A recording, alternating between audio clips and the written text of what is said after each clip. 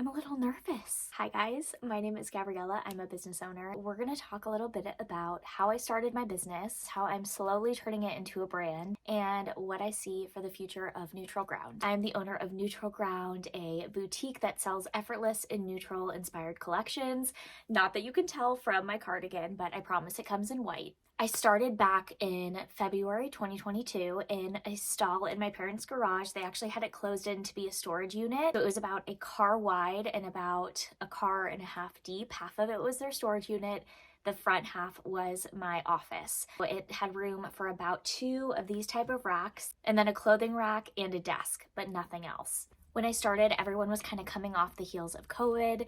I had lost my job as a nanny and I did not know what to do. I didn't know what I wanted to do. I almost took a job with Home Depot and then slowly decided that that type of work was not for me and I wanted to start a business. As a little girl, I was always the person trying different crazy looks, styling different things. I distinctly remember a time in middle school where I wore Uggs, sparkly tights and like a mini skirt. I don't know how my parents let me go out like that, but it was for sure a look. So needless to say, I've always loved clothing. So COVID happened. Thankfully, they gave us some like stimulus checks, and that was the money I used to buy my first inventory. I bought maybe like 5 pieces. If you are new to buying wholesale or to the boutique world, you have to buy wholesale clothing in packs of 6. So that I just bought like 6 of each piece that I chose to do. So that was a total of 30 pieces. And I was like, you know what? This is going to be easy. I'm going to do this.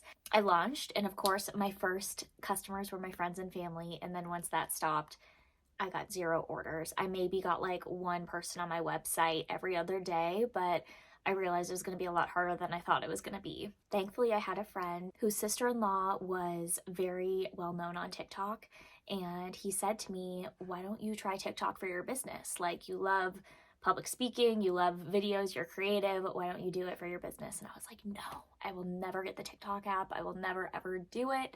And I started on TikTok. I'd never been on it before, so I really studied it. I took a couple weeks, really studied it, and then just started posting about 3 videos a day. And then slowly started gaining a little bit of traction.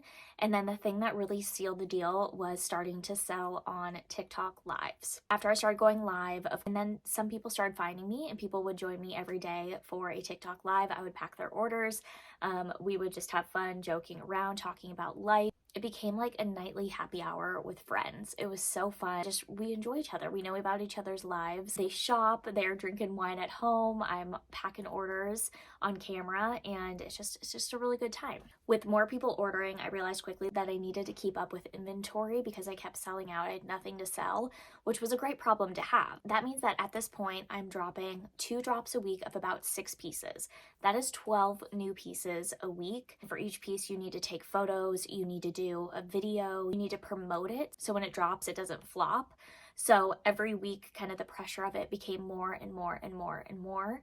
And the pressure of each drop to do better and better and better, which I put on myself, grew like crazy. I was working 12 to 14 hours a day, 6 days a week, sometimes 7 days a week. Of course, that means nothing other than getting burnt out. I realized quickly that I could not scale my business and what I was doing. I realized that I needed to kind of transform my business into something other than just me packing orders. I also had this huge passion for design, and honestly, I hate relying on vendors to have clothing that I love because I have to love it to sell it.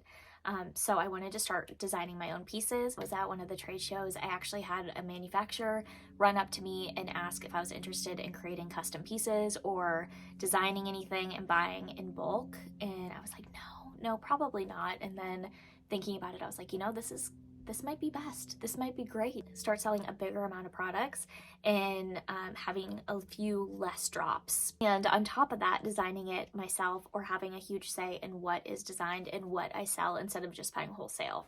So anyways, that relationship with that manufacturer grew and grew. I've been working with her for over a year now, and it's obviously comes with ups and downs as any manufacturer does. Started designing my own pieces like this cardigan and kind of slowly shifting the business towards like a more standard business model, but also keeping at its core the customer service and the family aspect of the business. We are now in 2025 and I officially have 2 employees. Major year of growth. It has been so hard too. I have just pushed myself to the limit, as a lot of business owners know. And I've heard once you make it 4 years is like when it like solidifies that you're a business owner. But I've never been more excited for the future of Neutral Ground. We just got this house that I'm in currently. It has space, it has room to grow. I'm really excited to show everyone what we have been working on when it comes to designs. I will say there is a full linen collection coming in February. Wouldn't be here without my incredible customers.